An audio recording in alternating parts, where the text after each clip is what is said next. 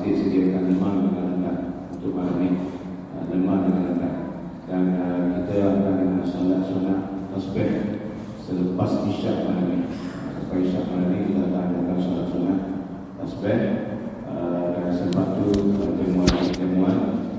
Dan untuk pagi besok pun pihak masjid ada sediakan jamuan raya lah.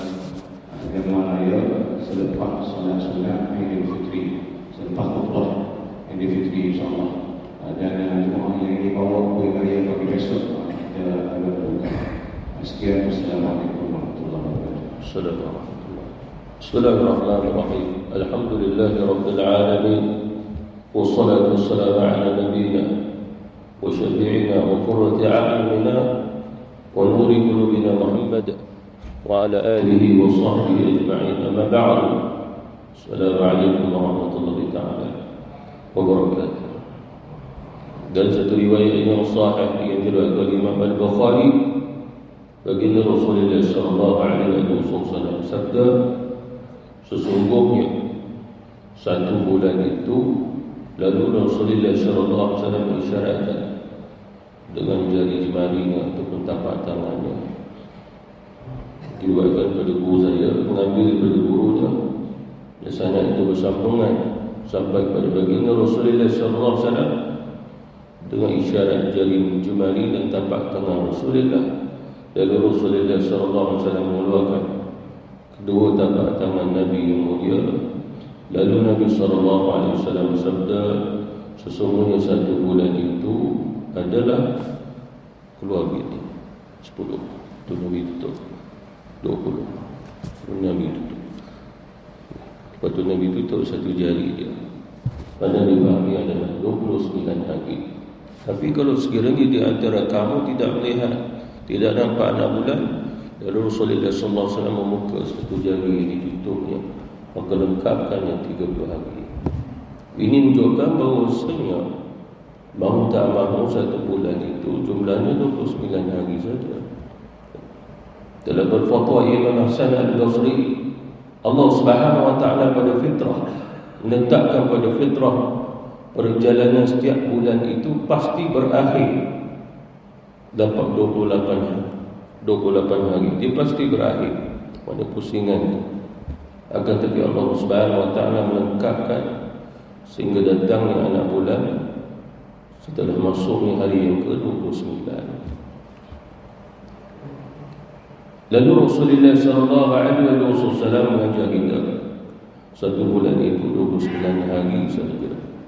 Walaupun begitu, sekiranya kamu tidak melihat akan anak bulan, maka lengkapkan menjadi 30 hari. Akan tetapi perkara ini hanya terkait dengan 3 bahagian, 3 bulan saja, iaitu penentuan untuk Ramadan, penentuan untuk Syawal, dan juga penentuan untuk Zulhijjah.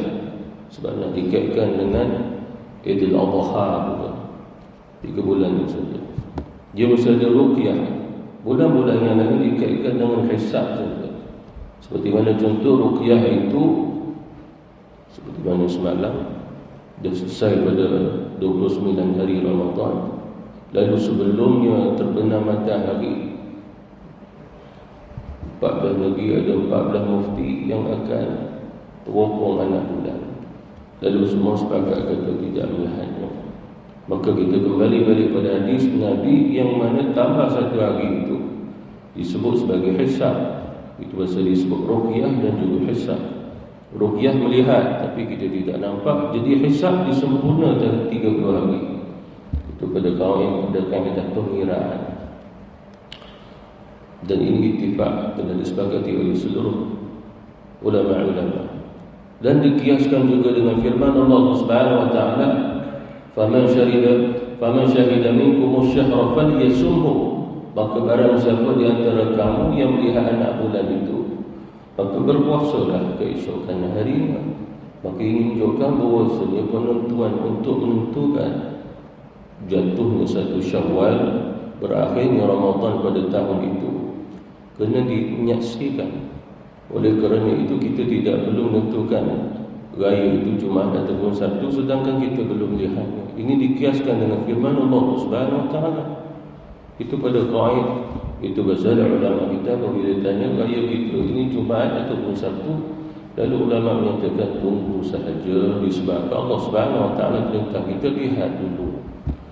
Jadi jangan ditentukan waktunya, lihat dulu. Itu daripada firman Allah Subhanahu Wa Taala. Itu pada qaid, itu pada kaedah. Jadi kita tidak perlu mendahului sesiapa pun, mereka Allah Subhanahu Wa Taala kata lihat dulu. Seperti mana kita nak menentukan jatuhnya satu Ramadan, maka lihat dulu. Lihat yang dimaksudkan adalah lihat anak bulan. Ini dikuatkan lagi dengan hadis sahih yang lain, Sahih Bukhari juga. Rasulullah SAW pernah menyendiri daripada isteri-isteri Nabi selama sebulan. Maknanya Rasulullah SAW tidak tidur bersama dengan isteri-isterinya selama sebulan. Pada hari yang ke-29 Rasulullah SAW pun keluar. Lalu Rasulullah SAW ditegur sahabat. Tegur di sini bukan juga Rasulullah buat kesilapan, tapi Rasulullah SAW pernah menyatakan satu bulan itu hanya 29 hari. Lalu dia lupa. Ya Rasulullah, bukankah satu bulan itu 30 hari? Nabi kata satu bulan itu hanya sekadar 29 hari. Jadi 30 hari itu hanya dikaitkan Ramadan. Begitu juga tentang Syawal, dan begitu juga dengan Zulhijjah. Jadi dia beranggapan bahawa setiap bulan itu mesti 30 hari. Tidak juga.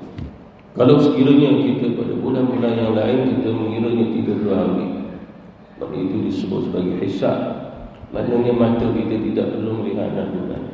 Kita akan tentukan bahawa semua bulan itu seperti mana bulan Muharram, bulan Safar, kita tentukan 30 hari. Kita tidak tentukan 29 kerana kita tidak perlu ruqyah, tidak perlu melihat dengan mata, tidak perlu melihat bulan lagi. Jadi Rasulullah SAW beritahu kepada para sahabat, satu bulan itu jatuh 29 hari saja. Selain daripada itu, apa yang perlu kita ketahui? Apabila Allah Subhanahu Wa Taala telah membawa kita kepada satu waktu yang akhir, keadaan akhir, seperti mana kita berada pada akhir Ramadan, tetapi bukan menunjukkan dia sebagai satu penutup, tetapi sebenarnya seolah-olah dia adalah satu permulaan untuk kita mendapatkan jalan pahala yang lain. Itu pada qawaid, pada kaedah daripada Allah Subhanahu Wa Taala. Fitratallahi allati fatara an-nas 'alaiha. Seperti mana umat baginda Rasulullah SAW sebagai umat yang terakhir, tetapi umat yang paling unggul, umat yang diberi banyak keistimewaan berbanding pada umat-umat yang terdahulu. Hadis sahih yang diriwayatkan oleh Imam Al-Hakim, Rasulullah SAW pernah bersabda, sesungguhnya kita adalah umat yang ke-70, yakni telah berakhir 69 umat sebelum ini, dan tidak ada umat yang ke-71. Kerana umat Nabi Muhammad akan diakhirkan oleh Allah dengan kedatangan Qiyamatul Kubra. Qiyamatul Kubra maknanya kiamat yang terbesar, sehingga Allah Subhanahu Wa Taala membinasakan alam ini melalui umat yang terakhir ini juga. Akan tetapi kiamat tidak akan berlaku pada orang yang beriman, melainkan kiamat itu hanya berlaku pada orang-orang kafir. Yakni Allah Subhanahu Wa Taala menutup akan kehidupan duniawi, yakni dengan datangnya kiamat yang berlaku pada orang-orang kafir saja. Itu telah disepakati oleh ulama-ulama dasarkan di Rasulullah. Kiamat tidak akan berlaku sehinggalah apabila seseorang tidak ada lagi dalam hatinya Allah ataupun dalam hatinya Allah. Maknanya tidak adanya manusia yang mengenal Allah walaupun dengan hatinya, maka Allah Subhanahu Wa Taala datangkan Qiyamatul Kubra, kiamat yang paling besar sekali, iaitu hari kehancuran. Walaupun begitu kata Rasul, kita umat yang terakhir, tapi kita umat yang paling awal yang akan dimasukkan oleh Allah Subhanahu Wa Taala ke dalam syurga. Bahkan umat yang dimulai hisab juga adalah umat baginda Rasulullah sallallahu alaihi wasallam. Terakhir tetapi diawalkan oleh Allah Subhanahu wa taala, sehingga kata Nabi, aku adalah manusia yang pertama yang membawa umatku ke syurga Allah Subhanahu wa taala. Bahkan pintu syurga tidak akan dibuka melainkan akulah orang yang pertama mengetuknya. Dalam hadis sahih Rasulullah sallallahu alaihi wasallam bersabda, datanglah aku ke pintu syurga, lalu aku mengetuknya. Lalu malaikat yang menjaga pintu tersebut pun bertanya, "Man?" Siapa? Lalu aku menjawab, "Ana Muhammad." Lalu pintu itu dibuka. Kata malaikat itu, sesungguhnya pintu syurga ini tidak akan dibuka melainkan kaulah orang yang pertama mengetuknya. Lalu Rasulullah sallallahu alaihi wasallam membawa rombongan di kalangan umatnya yang wajah mereka bercahaya seperti mana bulan purnama, riwayat yang lain seperti mana cahaya matahari. Itu sabit juga daripada hadis sahih. Mana keistimewaan umat baginda Rasulullah walaupun yang terakhir, tapi di awal oleh Allah Subhanahu wa taala di akhirat. Yang lain adalah Rasulullah. Dia sebagai nabi, rasul, utusan yang terakhir. Tetapi itu yang paling awal sekali yang membawa umat yang di syurga.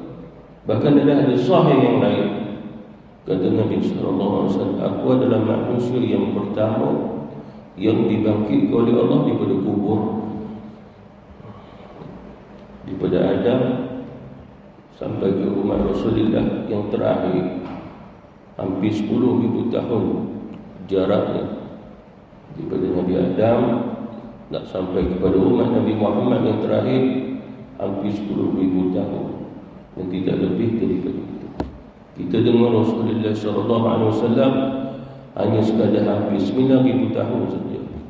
Sebagai ulama menyatakan kita dengan Rasulullah 8,500 tahun. Itu perjalanan itu jaraknya dan bukan ratusan ribu sehingga sampai ke jutaan tahun jarak kita dengan Adam alaihi salatu wassalam. Walaupun Nabi dan Rasul yang terakhir, tapi dia yang akan dibangkitkan oleh Allah, Nabi Rasul yang pertama yang memberi syafaat kepada umatnya, Nabi dan Rasul yang pertama yang diajak bicara, yang diizinkan oleh Allah Subhanahu wa taala untuk berbicara. Tak ada mana manusia dibangkitkan. Rasulullah bercerita kepada kita, aku manusia yang pertama dibangkitkan oleh Allah. Aku bangkit. Lalu datang Jibril alaihi wassalam. Nabi apabila bangkit, Nabi melihat umatnya tidak bersama dengan dia, sebab dia seorang saja. Dia yang pertama. Lalu Rasulullah bertanya Jibril, "Ya Jibril, bagaimana keadaan umatku?" Lalu Jibril alaihi wasallam menjawab, "Ya Muhammad, berbahagialah. Sesungguhnya engkau orang yang pertama yang dibangkitkan oleh Allah Subhanahu wa taala." Apa maksudnya di sini?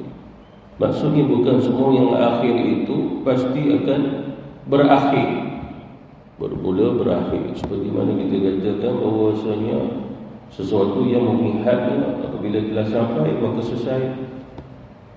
Ya, sebahagian daripada kehidupan dunia, ya. Seperti mana kita akan selesai juga Ramadan pada tahun ini. Semoga Allah panjangkan kita untuk kita sampai pada Ramadan yang akan datang. Mana setiap tahun pasti ada Ramadannya yang didatangkan oleh Allah Subhanahu wa taala. Walaupun Ramadan itu berakhir, tapi amal itu jangan kita akhirkan. Seperti mana Rasulullah sallallahu alaihi wasallam istiqamah. Katanya Aisyah radhiyallahu anha, Nabi sallallahu alaihi wasallam bersolat qiyamul lail dalam Ramadan, di luar Ramadan 8 rakaat. Yang pada awalnya dulu Rasulullah SAW solat sepanjang malam tidak tahu berapa jumlah rakaatnya di dalam Ramadan dan juga di luar Ramadan. Hanya beberapa tahun sebelum Rasulullah SAW wafat, Nabi SAW hanya mencukupkan jumlah qiyamul lail Nabi sekadar 8 rakaat dan tidak termasuk witir. Dia witir Rasulullah SAW di dalam Ramadan dan juga di luar Ramadan. Sekiranya kita buat witir walaupun hukumnya sunnah, tetapi kalau sekiranya ada satu hadis yang sabit, yang nafiah, bukan nafiah, larangan, Nabi SAW melarang kita meninggalkan witir. Lalu kita hanya berwitir pada bulan Ramadan dan meninggalkan selain pada Ramadan, maka witir kita tidak dikira sunat melainkan urufiyah, hanya dilakukan secara adat sahaja. Kerana Rasulullah menyatakan jangan kamu meninggalkan witir, dan witir itu setiap malam. Maknanya dalam Ramadan dan juga di luar Ramadan. Bila kita buat witir sekadar Ramadan, itu urufiyah. Urufiyah maksudnya adalah sekadar adat sahaja. Apa maksud adat di sini? Sesuatu yang Allah Subhanahu Wa Taala kuati tak memberi pahala kepada kita sebab kita beranggapan itu hukumnya. Sedangkan hukumnya witir itu pada setiap malam sama ada Ramadan ataupun tidak. Bahkan sebagai ulama menyatakan kalau dia meninggalkan akan witir dalam Ramadan hukumnya makruh. Walaupun hukum usul pada witir itu hukumnya sunat, tapi oleh kerana Rasulullah SAW menyatakan ada dua hadis perintah, satu hadis perintah, satu hadis larangan. Nabi SAW kata sesungguhnya Allah Subhanahu Wa Taala itu witir. Dia suka yang witir, maka berwitirlah kamu. Maka kata ulama berwitirlah kamu. Imam Abu Hanifah menyatakan wajib. Imam Syafi'i kata sunnah muakkad. Berwitirlah kamu. Satu hadis. Hadis yang lain Rasulullah melarang, jangan kamu tinggal solat witir. Jangan kamu seperti mana fulan bin fulan.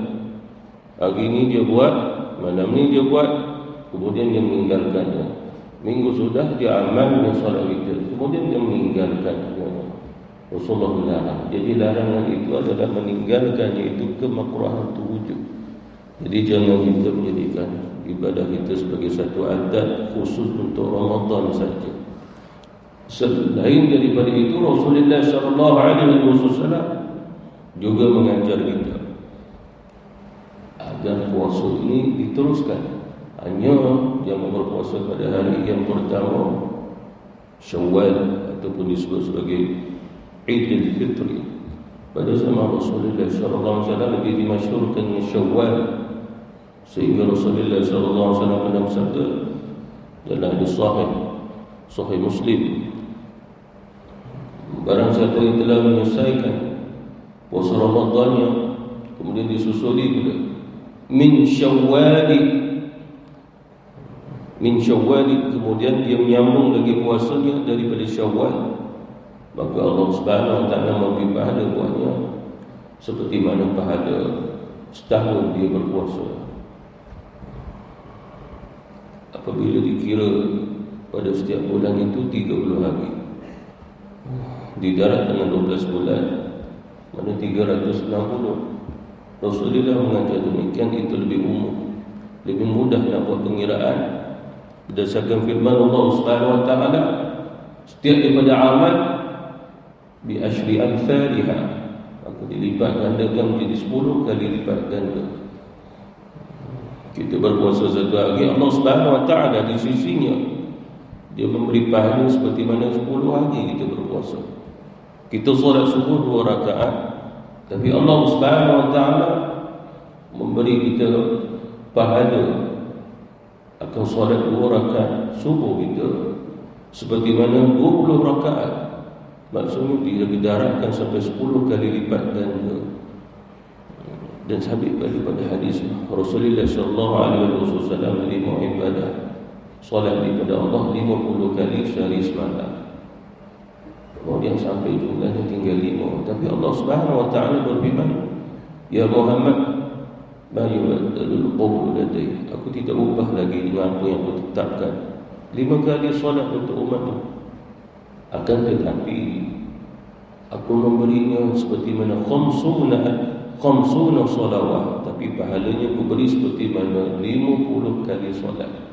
Apa maksudnya di sini? Setiap daripada kita solat dilipat ganda 10 kali oleh Allah Subhanahu Wa Taala. Lalu Nabi SAW mengkaitkan juga ibadah puasa, lalu disusuli dengan sittati min Syawal, 6 hari daripada Syawal. Dalam mazhab Syafi'i kita berpuasa 6 pada Syawal itu mustahab. Kalau kita belajar hukum, mustahab ni jatuh bawah daripada sunnah al-muakkadah, sunnah yang digalakkan. Apa maksud mustahab? Kalau suka nak buat-buatlah. Begitu. Kenapa? Sebab Rasulullah menganjurkan umatnya puasa lagi.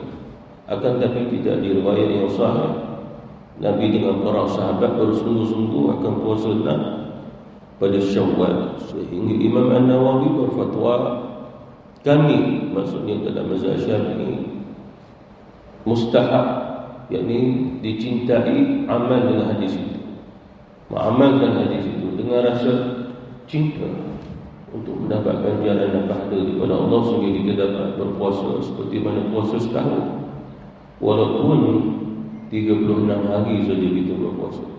Ramadan 30 hari, tambah 6 hari lagi. Dan Imam An-Nawawi berfatwa, dalam mazhab Syafi'i kami memandang di dalam Syawal itu adalah afdal. Akan tetapi kata Imam An-Nawawi, tidak mengapa kalau sekiranya seseorang di dalam Syawal tidak dapat melaksanakannya, maka dia boleh sambung niat puasa enamnya pada Zulqa'dah, Zulhijjah dan seterusnya. Dan bukannya seolah-olah barang siapa yang tidak dapat puasa 6 pada Syawal, maka dia tidak dapat pahala setahun tersebut. Imam An-Nawawi dalam mazhab Syafi'i tidak berfatwa demikian, hanya dia berfatwa afdal. Bahkan afdal 2 Syawal, 3 Syawal sampai 6 hari dalam Syawal. Afdal. Kemudian Imam An-Nawawi berfatwa sekiranya tidak mampu untuk berturut-turut begitu, maka dia boleh langkah. Sehingga Imam An-Nawawi berbuat fatwa lagi, masih afdal dia nak puasa bagaimana pun, langkah macam mana, berturut-turut macam mana pun, asalkan belum berakhirnya Syawal, afdal. Tapi kadang-kadang ustaz kita memperakkannya seolah-olah barang siapa yang tak berjaya nak puasa 6 pada Syawal, maka dia tak dapat puasa setahun. Sedangkan itu bukan yang difatwakan oleh ulama. Bahkan jumhur ulama Maliki, Hanafi dan juga Hanbali berfatwa yang dimasukkan daripada hadis Rasulullah min Syawalin, sittati min Syawalin adalah sepanjang tahun dia boleh puasa, dapatkan 6 hari. Bahkan 1 bulan tu, bulan Zulqa'dah, dia puasa 1 hari, Zulhijjah 1 hari. Beberapa bulan lagi sebelum nak menjelang yang Ramadan, berjaya dapat 6 hari, maka dalam tahun tu dia dapat pahala setahun. Imam An-Nawawi berfatwa agar diselesaikan afdal, mana utama kalau diselesaikan pada Syawal, disebabkan sesuatu daripada aku yang dimulai dan diawali dia lebih besar ganjaran fadilatnya dan kurang risikonya itu pada kawaid. Sebabkan apabila kita menangguhkannya, menangguh, akhirnya kita tak terbuat. Nantilah boleh buat lagi, nanti aku buat pada bulan Sya'ban, ditunggu, akhirnya 2 hari dia dapat, dia pun menyesal. Oleh kerana itu benar juga fatwa Imam An-Nawawi, afdal untuk diawalkannya. Itu juga yang perlu kita tahu. Walaupun itu ulama kita berfatwa berdasarkan syarah hadis, barang siapa yang telah berpuasa Ramadan tambah 6 hari. Lalu ulama berfatwa 6 hari yang dimaksudkan oleh Rasul sekiranya tahun itu dia berpuasa 30 hari. Macam tahun lepas kita berpuasa 29 hari. Lalu ulama berfatwa tambah lagi 1 hari, mana 7 hari di situ. Sab'u min Syawal, kalau ditambah 1 hari lagi. Itu juga yang saya dengar daripada guru saya juga dalam masyarakat haji tersebut. Walaupun itu kebiasaan kita pasti akan berpuasa dengan 1 jumlah. Mungkin pada bulan Muharram, pada bulan Rajab, pada bulan Sya'ban, kita akan berpuasa dapat melengkapkan 6 hari ataupun 7 hari, sehingga berjaya kita mendapat pahala setahun daripada Allah Subhanahu Wa Taala. Ini menunjukkan pengkhususan ini hanya berlaku pada umat baginda Rasulullah sallallahu alaihi wasallam. Selain daripada itu, perkara-perkara urufiyah, perkara-perkara adat dalam masyarakat Ada kalanya dikatakan bahawasanya perkara itu ditegak mengotorkan malamnya Idul Fitri. Tidak sampai begitu. Tidak mengapa bagi kita pada malam itu nak pangsang langsi, nak masak rendang, sediakan tupat.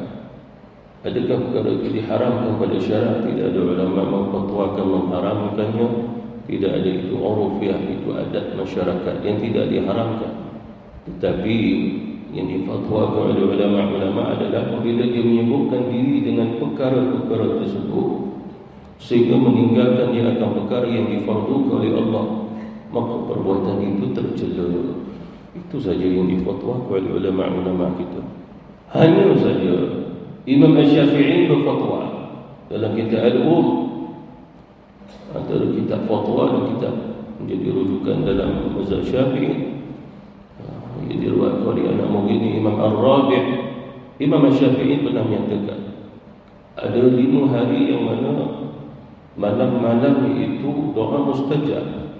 Antaranya adalah malamnya Idul Fitri. Terus katanya Al-Imam Asy-Syafi'i rahmatullahi alaihi radhiyallahu anhu. Jadi kata ulama, bagaimana kita nak memahami malam Idul Fitri, doa mustajab? Dan kata ulama-ulama kita adalah disabitkan daripada rahmat Allah Subhanahu wa ta'ala yang diberikan secara khusus kepada umat baginda Rasulullah sallallahu alaihi wasallam. Dan hendaklah kita ketahui satu-satunya umat yang dapatnya Idul Fitri hanya umat baginda Rasulullah sallallahu alaihi wasallam. Sebutan usul adalah Idul Fitri. Tapi dalam alam Melayu sebutan jadi uruf, tradisi, dibaca Aidil Fitri ataupun Aidul Fitri. Dia tidak boleh dibaca Aid, tapi kena baca Aid. Keduanya maksud yang berbeza. Aidu kembali, Aidi itu meraihkan. Kita solat, kita jangan baca Aidil Fitri, kita kena baca Aidil Fitri. Itu yang diajar oleh baginda Rasulullah. Kita kembali fitrah, bukan meraihkan fitrah. Meraihkan itu maksudnya hari raya, tapi niat kita kembali fitrah dulu. Itu bahasa kita niat sahaja aku solat sunat Aidil Fitri. Jangan kita meniatkan sahaja aku solat sunat Aidil Fitri. Lalu ulama kita ditanya 10 tahun ikut TV Aidil Fitri, lalu saya pun niat Aidil Fitri. Adakah solat saya sah? Ulama kita berfatwa dengan 2 fatwa. Satu, kata ulama solatnya sah, tapi tidak dapat pahalanya solat sunat Aidil Fitri. Dia dapat solat seperti mana solat wudu, solat tahiyatul masjid saja. Disebabkan ulama mengambil pada kawaid al-a'malu bimaqasidiha, setiap pada amal betul pada matlamat. Dia nak solat apa? Solat Aidil Fitri, sebut Aidil Fitri. Kamu nak solat apa? Saya nak solat duha, sebutlah solat duha. Kalau kamu tak sebut jadi solat mutlak. Ulama kata masuk masjid, solat tahiyatul masjid saja aku solat sunat 2 rakaat. Sebab dia mutlak, maka tidak perlu sebut tahiyatul masjid. Begitu juga solat wudu tidak perlu sebut, sebab dia solat mutlak. Tapi solat sebelum zuhur, lepas zuhur, sebelum asar, rawatib, itu kata ulama perlu disebut. Kalau tidak sebut, maka dia menjadi sunat mutlak, tidak menjadi rawatib. Begitu juga kita solat qiyam, solat tarawih, solatnya witir, lalu perlu disebut dengan maqasidihah, sebut jenis solatnya. Sebagian orang buat nak sebut Allah Subhanahu wa ta'ala tahu saya nak solat sunat. Solat tu solatnya Allah Subhanahu wa ta'ala Maha mengetahui. Akan tapi kata ulama, kamu tidak serius untuk menghadap Allah, tentukan kamu nak solat apa. Apabila kamu nak menghadap Allah, sebut. Begitu juga seseorang meninggalkan untuk menyebut zuhurnya, asarnya. Bahkan ada orang yang beramal tidak perlu niat dalam solat. Allahu Akbar. Lalu kita bertanya, awal tadi takbir tidak ada niat. Allah Subhanahu wa ta'ala mengetahui saya nak solat, apa saya nak niat. Lalu kalau begitu Rasulullah sallallahu alaihi wasallam mengajar kita innamal a'malu binniyat wa innamal likulli imri'in ma nawa. Allah berfirman, wa ma umiru illa liya'budullaha mukhlishina lahu din hunafa. Lalu ayat Quran Nabi ini nak diamalkan cara bagaimana? Seperti mana juga kita solat sunat kita, maka ditentukan nama-namanya. Maka oleh kerana itu ulama berfatwa sebut namanya agar kamu serius untuk mengamalkan nama berdasarkan nama yang kamu sebut. Misalnya aku solat sunat Aidil Fitri 2 rakaat mengikut imam kerana Allah.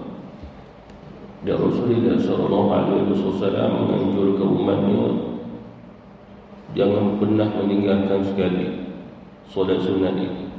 2 Aid, iaitu Aidil Fitri dan juga Aidil Adha. Bahkan Rasulullah SAW diperintah oleh Allah untuk melaksanakan solat 2 hari raya ini. Nabi tidak pernah meninggalkan sehingga difatwa oleh Imam Abu Hanifah dalam mazhab Syafi'i. Hukumnya adalah wajib bagi mereka dan sunnah muakkad bagi dalam mazhab Syafi'i, walaupun sunatnya muakkad, tetapi keseriusan itu perlu dilakukan. Jangan sampai kita datang untuk solat Idul Fitri tapi meninggalkan solat subuh 2 rakaat.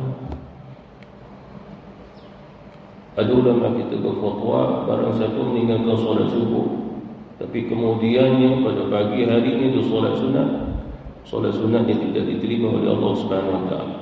Bahkan sampai dah gelincir matahari, solat apa pun ditunaikan tidak diterima oleh Allah Subhanahu Wa Taala berdasarkan dengan riwayat yang lain, riwayat yang sahih. Ini khilaf ulama dalam masyarakat hadis itu. Masuk seorang sahabat ke dalam masjid,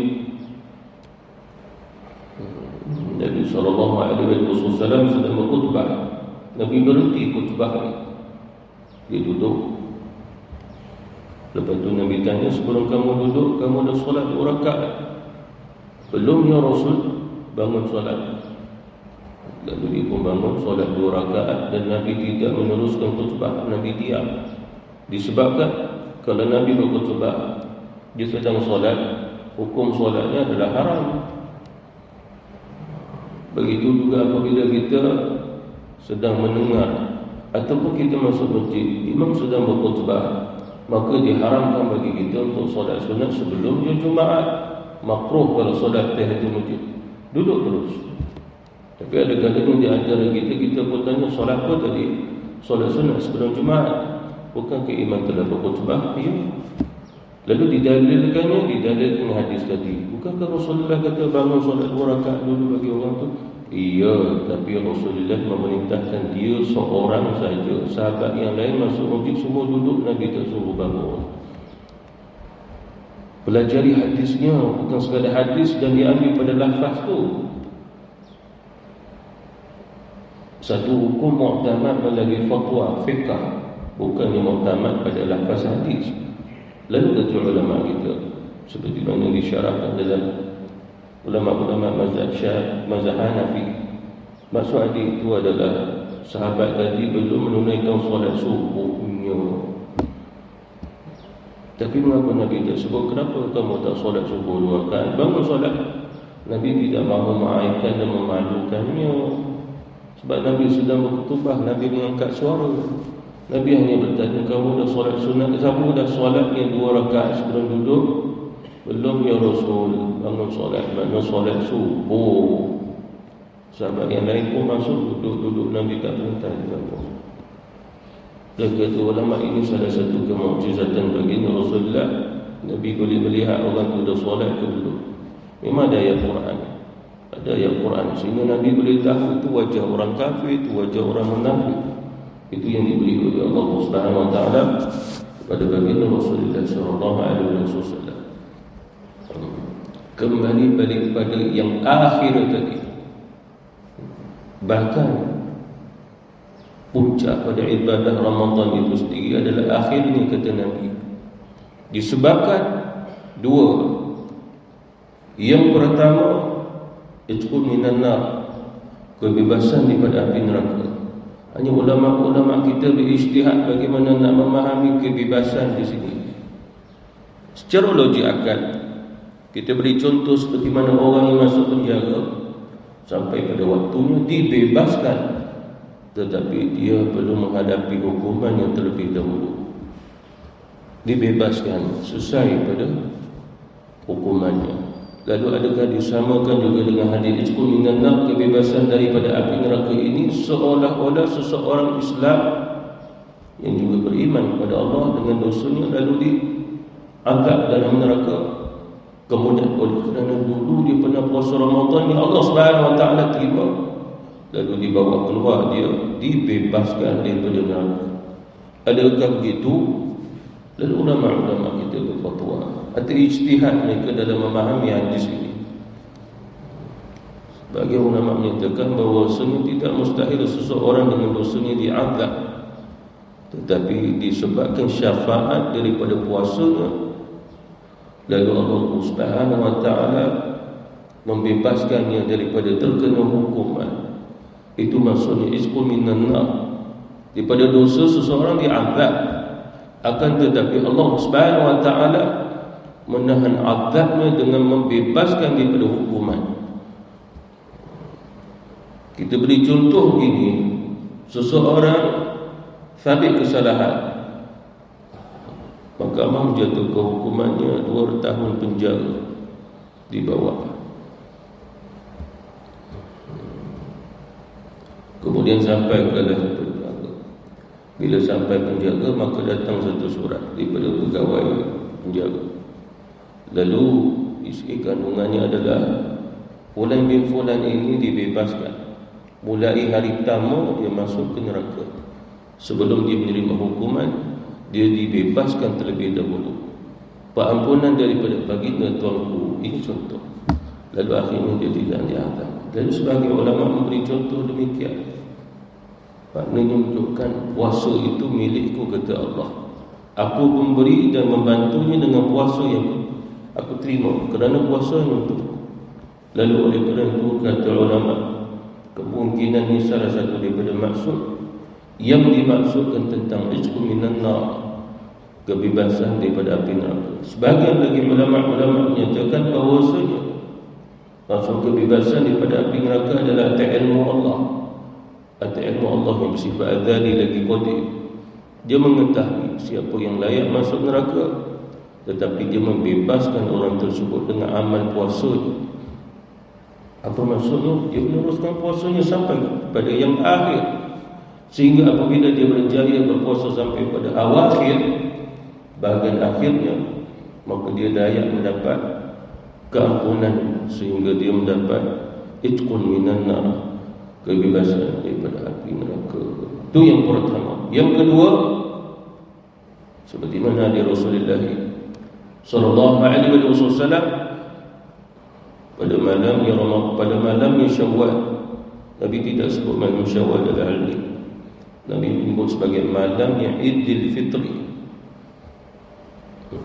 Seseorang yang telah berpuasa menahan dahaganya pada siang hari, malamnya berqiyam, lalu Allah Subhanahu Wa Taala menerimanya, maka pada malam Idul Fitri, maka Allah Subhanahu Wa Taala mengembalikan dia kembali pada Idul Fitri, kembali fitrah.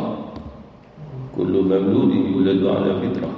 Semua anak yang lahir itu dalam keadaan fitrah. Fitrah itu suci, bersih. Seperti mana sebahagian makhluk dicipta oleh Allah, fitrahnya selama-lamanya. Antaranya para malaikat, antaranya bidadari di syurga, itu fitrah. Tapi selama-lamanya dia suci, dia tidak ada dosa, kesalahan. Begitu. Kita mukallaf, jin dan juga manusia mukallaf. Walaupun dia ada fitrah, dia boleh pecah fitrahnya, keluar fitrahnya. Seperti mana manusia yang kufur kepada Allah, yang tidak mahu menyembah Allah, bahkan mensyirikkan Allah, dia telah mengeluarkan fitrahnya. Bila fitrahnya dikeluarkan, maka menyebabkan dia mati dalam keadaan tidak beriman kepada Allah Subhanahu Wa Taala. Lalu Nabi kata, kullu mauludin yuladu ala fitrah. Semua anak yang lahir fitrah. Fitrah juga bermaksud suci dan bersih padanya. Lalu begitu kata Rasul, orang yang berjaya berpuasa, kembali Idul Fitri, kembali fitrah. Lalu kata Rasulullah, fitrah di sini seperti mana? Yakhruju min fi butuni ummaha, fi seolah-olah seperti mana dia baru keluar daripada perut ibunya. Maknanya dileburkan, dihapuskan oleh Allah Subhanahu Wa Taala akan segala dosa-dosa. Itulah maksudnya yang kedua yang diberi oleh Allah Subhanahu Wa Taala kepada umat baginda Rasulullah sallallahu alaihi wasallam, agar dia melihat betapa besar rahmat Allah Subhanahu Wa Taala di dalam Ramadan dan juga di luarnya Ramadan. Disebabkan Syawal ataupun bermula pada malam Syawal itu, malam Idul Fitri itu, dia tidak berada dalam Ramadan, tapi ada rahmat Allah Subhanahu Wa Taala yang memberinya jauh lebih besar daripada bulan Ramadan itu sendiri.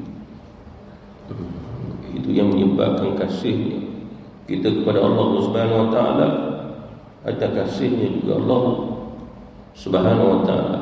Dan yang terakhir sekali kita mohon kepada Allah Subhanahu Wa Taala agar kita benar-benar mendapat dengan apa yang telah disebut oleh Rasulullah sallallahu alaihi wasallam, rahmatnya, keampunannya, dan itqun minan nar, itulah kebebasan daripada api neraka.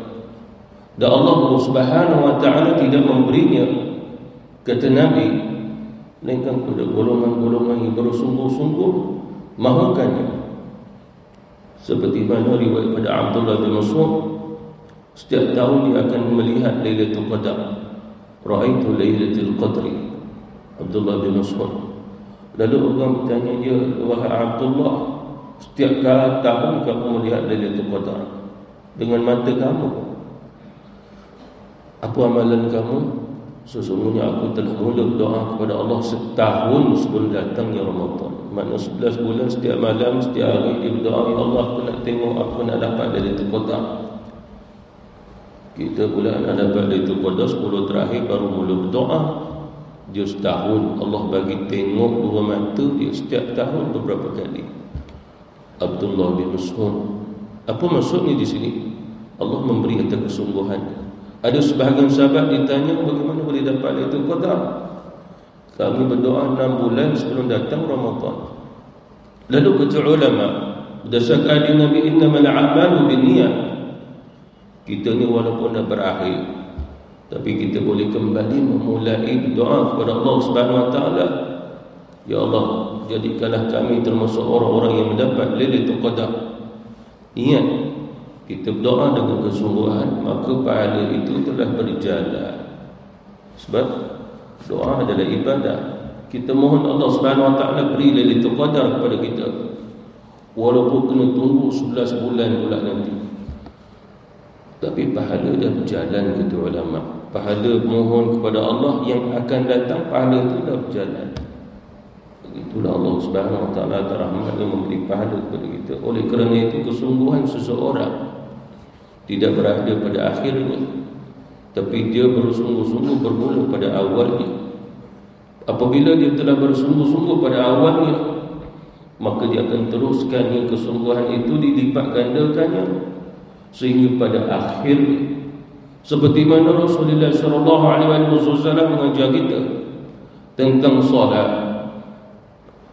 Seorang sahabat meriwayatkannya, dia tanya Rasul, ya Rasulullah, awsini, wasiatkan sesuatu kepada aku ya Rasul. Dan Rasulullah kata, apabila kamu naik ke tempat tinggi, maka bertakbirlah, Allahu Akbar. Dia naik bukit, naik gunung, naik ke satu tempat yang tinggi, maka bertakbirlah, kata Nabi, Allahu Akbar, Allahu Akbar. Dan hendaklah kau jadikan setiap solatmu seperti mana solatan muwadda', dibaca juga muwaddid, seolah-olah seperti mana solat kamu yang terakhir. Ini solat terakhir dalam hidup kamu. Lalu begitu juga ulama mengqiyaskan, jadikanlah ke Ramadan ini seolah-olah macam dia terakhir, maka kita tidak terjumpanya lagi. Maka menunjukkan kesungguhan kita dalam berpuasa Ramadan Seperti mana setiap kali kita solat, mungkin solatku yang terakhir. Kebiasaan pada urufiah, pada logik akal manusia. Kalau diberi peluang, saya bagi peluang kepada kamu untuk periksa kali, kamu kena buat bersungguh-sungguh. Kalau tidak, kamu tidak akan dapat kejayaannya. Diberi peluang, lalu kita akan buat bersungguh-sungguh. Lalu begitu juga seolah-olah Allah Subhanahu Wa Taala memberi peluang kepada kita untuk solat bersungguh-sungguh, puasa bersungguh-sungguh, sehingga Allah Subhanahu Wa Taala menerimanya. Kerana apabila Allah Subhanahu Wa Taala menerimanya, dan yang kita kaitkan lagi bagaimana Allah menerima, kerana tidak sama seperti mana kita yang menerima. Allah Subhanahu Wa Taala Maha Agung, Maha Hebat, Maha Kasih, Maha Cinta. Alam ini dia punya. Lalu apabila dia menerima amal kita, itu sesuatu yang sangat-sangat berharga, sangat-sangat istimewa. Disebabkan yang menerimanya bukan sesama kita, yang menerimanya adalah Allah Subhanahu Wa Taala yang sangat Maha Pengasih lagi Maha Penyayang. Seperti mana satu hadis lagi kata Rasulullah, seseorang itu beramal seperti mana contoh solat. Adakah solatnya diterima oleh Allah walaupun la lain? Nabi kata Allah Subhanahu Wa Taala menerimanya dengan syarat. Pada permulaan kita solat, tentu solat kita niat kerana Allah, betul. Cuma pertengahan kata Nabi dia mula lalai. Dia dah lupa apa yang dia perlu baca, kefahamannya, tadabbur ayatnya, dia dah mula lalai. Akan tetapi dia menutup solatnya itu kembali mengingati Allah. Lalu dia beristighfar kepada Allah, mohon ampun kepada Allah, lalu bagi salam. Lalu Allah Subhanahu Wa Taala berfirman kepada malaikat, wahai malaikatku, di tengah-tengah ibadahnya itu dia lalai kepadaku, tapi jangan kamu nolak amalnya itu. Aku menerima selagi mana permulaan dan akhir pada amal ada kebaikan, maka Allah Subhanahu Wa Taala menerimanya. Lalu begitulah puasa kita.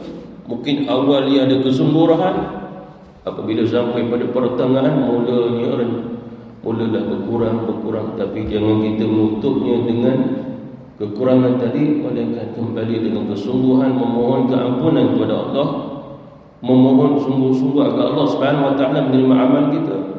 Walaupun kita mengakui pada pertengahannya ada kelalaian, pertengahannya ada kekurangan, keluar daripada istiqamah dan seumpama dengannya, cuma kita mengakhirkannya dengan kembali mohon kepada Allah Subhanahu Wa Taala keampunan dan rahmat daripada Allah.